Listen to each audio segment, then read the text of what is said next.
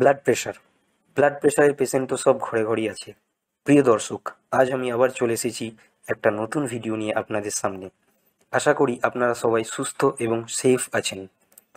আজ আমরা আলোচনা করব ব্লাড প্রেশারের প্রসিদ্ধ মেডিসিন অ্যামলোডিপিন নিয়ে। এই মেডিসিনটি বিভিন্ন নামিদামি কোম্পানির বিভিন্ন নামে পরিচিত, যেমন অ্যামলোপিন, অ্যামলং, অ্যামলোকাইন্ড, হেলদি অ্যামলো অ্যান্ড অ্যামলোপ্রেস, এছাড়াও ইত্যাদি বিভিন্ন নামে পরিচিত। যদি আমরা স্ট্রেংথের কথা বলি, অর্থাৎ কত রকমের পাওয়ার আছে, সেটা হচ্ছে 3 রকমের: 2.5 mg, 5 mg and 10 mg। Innovator company, অর্থাৎ যে কোম্পানিটি সর্বপ্রথম এই মেডিসিনটি আবিষ্কার করেছিলেন, সেটি হচ্ছে ফাইজার। আর এই ফাইজার কোম্পানির মেডিসিনটির নাম নরভাস্ক, এবং 3টি ডোজ: নরভাস্ক 2.5 mg, নরভাস্ক 5 mg, নরভাস্ক 10 mg।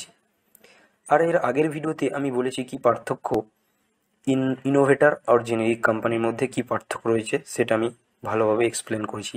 যদি আপনারা জানতে চান তাহলে আগের ভিডিওর লিঙ্কটা দেওয়া রইল, দেখে নিতে পারেন।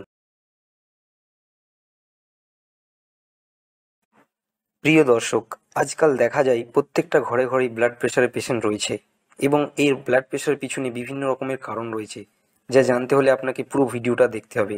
তাই আপনাদের কাছে আমার রিকোয়েস্ট, ভিডিওটা না টেনে পুরোটা দেখতে থাকুন। ব্লাড প্রেশার কেন হয়, কেনই বা প্রত্যেক ঘরে ঘরে আজ দেখা দিচ্ছে।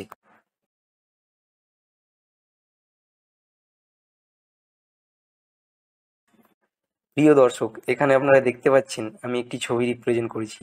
যে ছবিতে আপনারা দেখতে পাচ্ছেন ব্লাড ধমনীর মধ্য দিয়ে প্রবাহিত হচ্ছে। আর এখানে 3টে স্থান উল্লেখ করা হয়েছে। ফার্স্ট, যেটা হচ্ছে নর্মাল; সেকেন্ড, যেটা প্রি হাইপারটেনশন অর্থাৎ প্রাক ব্লাড প্রেশার অবস্থা; হাইপারটেনশন অর্থাৎ মেন যে ব্লাড প্রেশারের অবস্থা।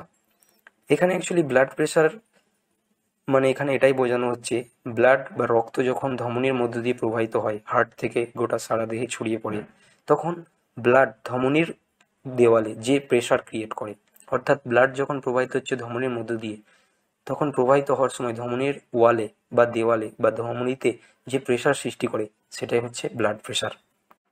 তো এই ছবিতে নর্মাল মিন্স এখানে কোনো ব্লাড কোনো প্রেশার ক্রিয়েট করেনি ধমনীর মধ্য দিয়ে। সেকেন্ড পার্ট, যেটি প্রি হাইপারটেনশন অর্থাৎ প্রাক ব্লাড প্রেশারের মধ্যে, অর্থাৎ এখানে হালকা হালকা প্রেশার ক্রিয়েট করছে ব্লাড। আর হাইপারটেনশন, যেখানে পুরো সম্পূর্ণরূপে প্রেশার ক্রিয়েট করছে ধমনীর দেওয়ালে ব্লাড। এটা এখানে বোঝানো হচ্ছে যে ব্লাড প্রেশার কিভাবে প্রেশার ক্রিয়েট করে, অর্থাৎ ব্লাড প্রেশার বলতে কি বোঝায়। প্রিয় দর্শক, এই অ্যানিমেশনটা একটু ভালো করে দেখলে বুঝতে পারবেন যে হার্ট থেকে যেভাবে রক্ত প্রবাহিত হচ্ছে এবং প্রবাহিত হওয়ার সময় সেটি ধমনীর গায়ে কিভাবে প্রেশার ক্রিয়েট করছে, এবং রক্ত প্রবাহিত হতে হতে কিভাবে দেওয়ালের চারিদিকে প্রেশার ক্রিয়েট করছে। তাই এই ছবিটিতে আপনি দেখতে পাচ্ছেন ব্লাড কিভাবে শিরা বা ধমনীর মধ্য দিয়ে যাচ্ছে এবং এটি প্রেশার ক্রিয়েট করছে। এখানে আরও ভালো করে বোঝানোর জন্য আমি একটি এক্সাম্পল নিলাম, যেখানে দেখাচ্ছি যে একটি সরু পাইপের একটু মোটা পাইপ ও আরও একটু মোটা পাইপের মধ্য দিয়ে জল প্রবাহিত হলে কিভাবে সেটা প্রেশার ক্রিয়েট করে। এখানে আপনি ক্লিয়ারলি দেখতে পাচ্ছেন, যদি জলটা অনেক মোটা অর্থাৎ প্রশস্ত পাইপের মধ্য দিয়ে প্রবাহিত হয়, তাহলে কোনো প্রেশার নেই সেরকম। বাট তার থেকে যদি একটু সরু পাইপ নিই, তাহলে মিডিয়াম রেঞ্জের একটা প্রেশার ক্রিয়েট হচ্ছে জলটা প্রবাহিত হওয়ার সময়। আর যদি আরও সরু পাইপের মধ্য দিয়ে জল পাঠাই, তাহলে জলটা খুবই প্রেশার ক্রিয়েট করে বার হচ্ছে। সিমিলারলি আমাদের বডিতেও যখন রক্ত ধমনীর মধ্য দিয়ে প্রবাহিত হয়, তখন ধমনী যদি প্রশস্ত হয় তাহলে কোনো প্রেশার ক্রিয়েট করে না ব্লাড।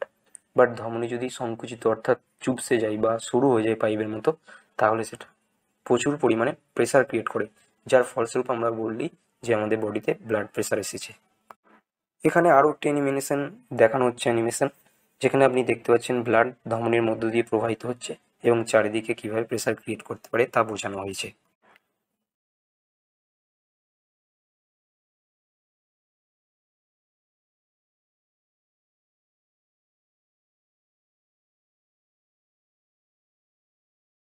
প্রিয় দর্শক, এবার আসা যাক ব্লাড পরিমাপ করার সময় কিভাবে ব্লাড পরিমাপ করা হয়। আপনাকে বলা হয় যে আপনার ব্লাড প্রেশার এত। যখন আপনারা ডাক্তারবাবুর কাছে ব্লাড পরিমাপ করতে যান বা কোনো ক্লিনিকে ব্লাড প্রেশার পরিমাপ করতে যান, তখন খেয়াল করে দেখবেন আপনাকে বলা হয় যে আপনার ব্লাড প্রেশার 120/80, 130/90 বা 135/85 ইত্যাদি। তো 120/80 বা 130/85 এগুলোর মানেটা কি, আসুন একটু জেনে নিই। ব্লাড প্রেশার যখন বলা হয় 120/80, এখানে আপনি খেয়াল করুন দুটো পার্ট রয়েছে, একটি উপরের পার্ট যেটা 120, একটি নিচের পার্ট যেটা 80। এই উপরের পার্টটি হলো সিস্টোলিক প্রেসার আর নিচের পার্টটি হলো ডায়াস্টোলিক প্রেসার। এখন প্রশ্ন হচ্ছে সিস্টোলিক প্রেসার মানে কি আর ডায়াস্টোলিক প্রেসার মানে কি। সিস্টোলিক প্রেসার মানে হার্ট যখন ব্লাড ইজেক্ট করে, অর্থাৎ হার্ট যখন পাম্প করে, অর্থাৎ বিট করে, হার্ট একবার বিট করে অর্থাৎ পাম্প করে রক্ত সারা দেহে ছড়িয়ে পড়ে, তখন সেই মুহূর্তে ব্লাড যখন ধমনির মধ্য দিয়ে পৌঁছায় পাম্পের মাধ্যমে ব্লাডে, তখন যে প্রেসারটা ক্রিয়েট করে ধমনির গায়ে বা প্রেসার সৃষ্টি করে সেটাকে বলে সিস্টোলিক প্রেসার। আর ডায়াস্টোলিক প্রেসার হলো যখন এরকম পরপর দুটো বিটের পর, অর্থাৎ ব্লাড হার্ট বিট করলো অর্থাৎ পাম্প করলো, রক্ত দেহ ধমনী দিয়ে সারা দেহে ছড়িয়ে পড়লো এবং একটা প্রেসার ক্রিয়েট করলো, সেটা সিস্টোলিক প্রেসার। বাট এরকম দুটো বিটের মাঝখানে যে অংশটা, অর্থাৎ একবার বিট করলো আবার হার্ট বিট করলো, বাট এই দুটো বিটের মাঝখানে যে রিল্যাক্স অংশটা, অর্থাৎ যে সময়টা যখন হার্ট রিল্যাক্স থাকে, সেই সময় যে রক্ত প্রেসার ক্রিয়েট করে সেটাকে বলা হয় ডায়াস্টোলিক প্রেসার। একটি এক্সাম্পলের মধ্য দিয়ে আরও ভালো করে বোঝা যায়।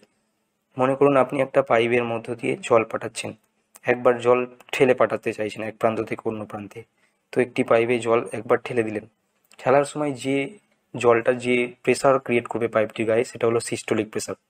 এরকম আপনি মনে করুন বারবার ঠেলতে থাকছেন, তো দুটো ঠেলার মাঝখানের যে অংশটা, অর্থাৎ যে সময়টা, সেই সময় কিছু না কিছু জল তো ওই পাইপের মধ্যে থেকেই যাবে, বাট খুব অল্প পরিমাণে প্রেসার ক্রিয়েট করবে সেই জলটা।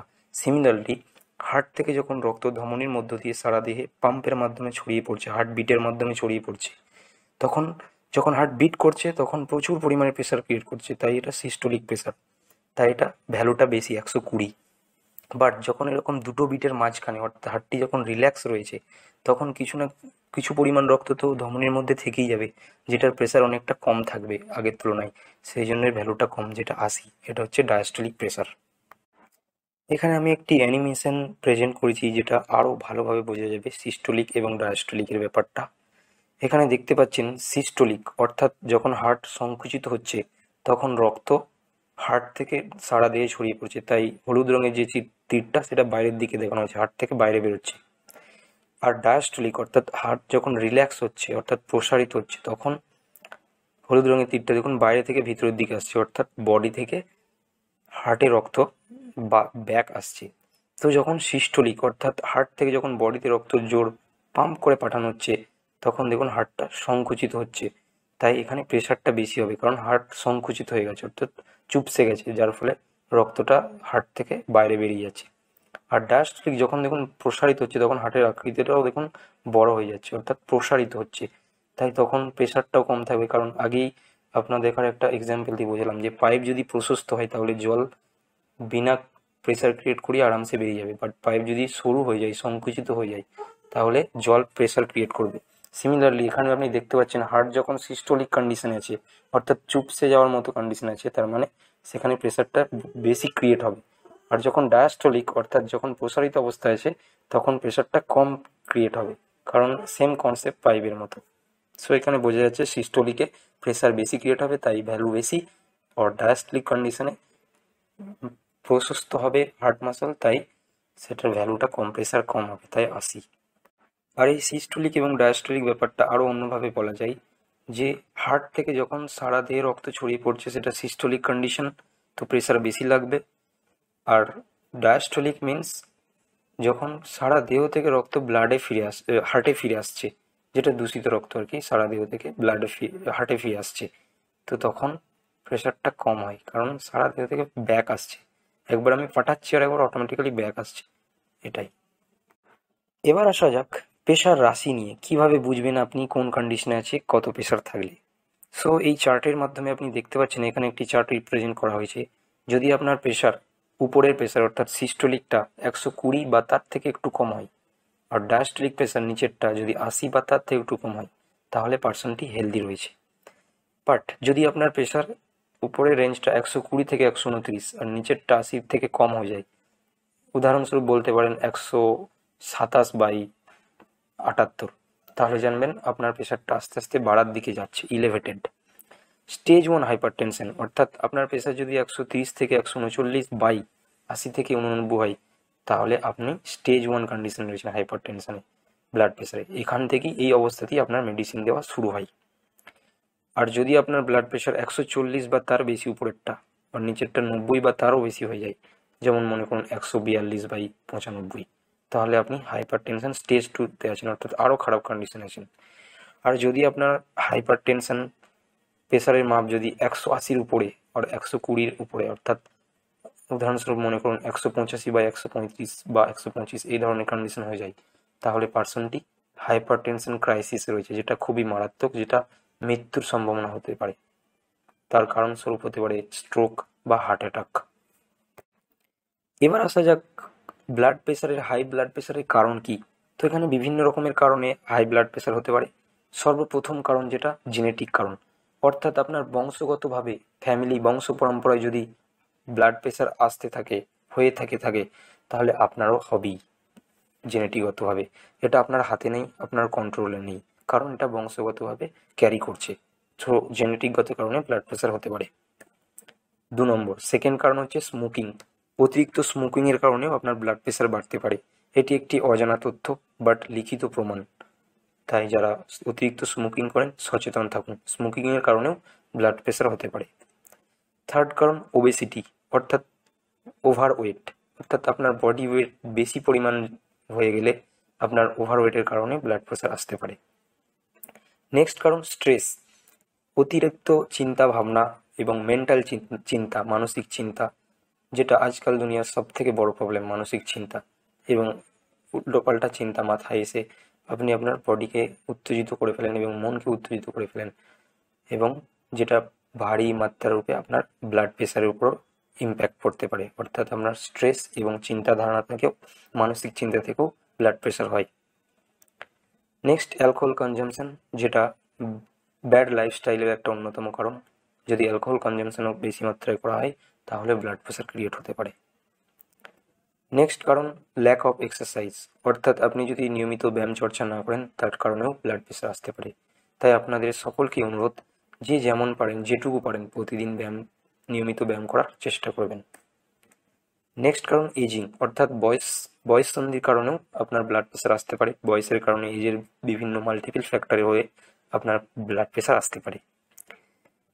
নেক্সট যে কারণটা, সেটা আমি জানি, সবাই জানেন, ঘরে ঘরে প্রচলিত আছে, সল্ট ইনটেক, অর্থাৎ নুন নেওয়া, যে কোনো খাবারে এক্সট্রা নুন অ্যাড করা। কারণ নুন মানেই সোডিয়াম ক্লোরাইড, যেটা আপনার ব্লাড প্রেশারে অতিরিক্ত বাড়িয়ে দেবে। সো নুন থেকে দূরে থাকুন। এবার আসা যাক আমাদের অ্যামলোডিপিন মেডিসিন, যেটি ব্লাড প্রেশারের অন্যতম মেডিসিন, সেটি কিভাবে কাজ করে, অর্থাৎ বডিতে কিভাবে ফাংশন করে।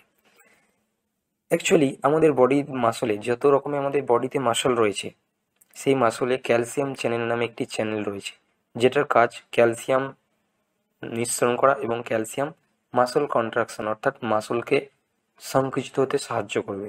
ঠিক তেমনই আমাদের হার্টেও মাসল রয়েছে। তো হার্টের মাসলে যখন ক্যালসিয়াম আসে, সেই ক্যালসিয়াম হার্ট মাসলকে সংকুচিত করে তোলে, অর্থাৎ হার্টকে চুপসে দেয়। আগেই ব্যাখ্যা করেছি সিস্টোলিক কন্ডিশন, যে হার্ট চুপসে যাবে পাম্প করার জন্য ব্লাডটাকে। সো হার্ট মাসলে যে ক্যালসিয়াম চ্যানেলগুলো আছে সেগুলো অতিরিক্ত মাত্রায় হার্টকে কন্ট্রাকশনে সাহায্য করবে, অর্থাৎ চুপসে দেবে। সেম কনসেপ্ট কি, পাইপ যদি সরু হয়ে যায় তার মধ্যে দিয়ে জল যেতে গেলে প্রেসার ক্রিয়েট করবে। তাই ব্লাড যখন ধমনির মধ্যে দিয়ে প্রবাহিত হবে তখন অতিরিক্ত মাত্রায় প্রেসার ক্রিয়েট করবে, যার ফলস্বরূপ আমরা দেখতে পাবো ব্লাড প্রেসার বেড়ে গেছে, কারণ মাসল কন্ট্রাকশন হচ্ছে হার্ট মাসল। তাই অ্যামলোডিপিন কি করে, এই ক্যালসিয়াম চ্যানেলগুলোকে ব্লক করে দেয়, যার ফলে হার্ট মাসল আর কন্ট্রাকশন হয় না, অর্থাৎ হার্ট মাসল প্রশস্ত অবস্থায় থেকে যায়, অর্থাৎ পাইপ প্রশস্ত ওয়াইড হয়ে যায়, চওড়া হয়ে যায়, যার ফলস্বরূপ রক্ত সহজেই ধমনির মধ্য দিয়ে বিনা প্রেসার ক্রিয়েট করেই চলে যেতে পারে। যার ফলে উচ্চ রক্ত সম্পন্ন অর্থাৎ ব্লাড প্রেসার পেশেন্টে যদি অ্যামলোডিপিন দেওয়া হয় তাহলে হার্ট মাসল কন্ট্রাকশন কমে যায়, যার ফলে রক্ত প্রেসার ক্রিয়েট বিনাই যেতে পারে সহজেই, যার ফলে ব্লাড প্রেসার আস্তে আস্তে কমতে থাকে। সেম এক্সাম্পল আমি আবারও একবার বোঝানোর জন্য রিপ্রেজেন্ট করছি। সো এখানে আমরা যদি অ্যামলোডিপিন মেডিসিন দিই তাহলে কি করবে, এর কাজ হচ্ছে পাইপটাকে প্রশস্ত করে দেওয়া, সংকোচনের হাত থেকে রক্ষা করা। হার্ট মাসলে ক্যালসিয়াম আছে, ক্যালসিয়ামের কাজ সংকোচন করা শুরু করবে, বাট যখনই অ্যামলোডিপিন দেবো ক্যালসিয়াম চ্যানেলকে ব্লক করবে, ফলে হার্ট মাসল আর সংকুচিত হবে না, অর্থাৎ সরু হবে না, তাহলে প্রশস্ত থাকবে, ব্লাড সহজেই চলে যাবে, প্রেসারও কমে যাবে, প্রেসার বাড়বে না আর। এবার আসা যাক অ্যামলোডিপিন মেডিসিনের side effect. So first side effect যেটা হচ্ছে আপনার পা ফুলে যেতে পারে, জল জমাযুক্ত পা ফুলে যেতে পারে। যেটাকে বলা হয় বাংলায় শোথ বা ইংরেজিতে বলা হয় ইডিমা। এটা একটি side effect. Second side effect dizziness, অর্থাৎ আপনার মাথা সবসময় একটা জাম জাম ফিল হবে এবং মাথায় মনে হবে যেন মাথা ধরে আছে, একটা ডিজিনেস দেখা যেতে পারে as a side effect. Third, palpitation, অর্থাৎ আপনার বুকের মধ্যে ধড়ফড় ধড়ফড় করবে, মনে হবে যেন বুকের মধ্যে কিছু একটা রেস চলছে, আনওয়ান্টেড হার্টবিট চালু হতে থাকবে, অর্থাৎ আপনার একটা অস্থির অবস্থার সম্মুখীন হবেন এবং বুঝতে পারবেন যেন হার্টটা ধড়ফড় ধড়ফড় করছে। এটা একটা প্যালপিটেশন, যেটা একটা সাইড এফেক্ট এই মেডিসিনের। প্রিয় দর্শক, এই ধরনের ভিডিও বানানোর আমাদের একটাই উদ্দেশ্য, আপনাকে আপনার মেডিসিন সম্পর্কে সচেতন এবং জাগ্রত করার এবং নলেজ শেয়ার করার। সেলফ মেডিকেশন থেকে বিরত থাকুন, অর্থাৎ নিজে থেকে মেডিসিন নিতে যাবেন না। যে কোনো মেডিসিন নেওয়ার আগে আপনি আপনার ডক্টর বাবুর সাথে পরামর্শ করুন। সেফ থাকুন, সুস্থ থাকুন, সচেতন থাকুন। আর আপনার মেডিসিন সম্পর্কে কোয়ারিজ নিচে কমেন্ট বক্সে লিখতে ভুলবেন না। ধন্যবাদ।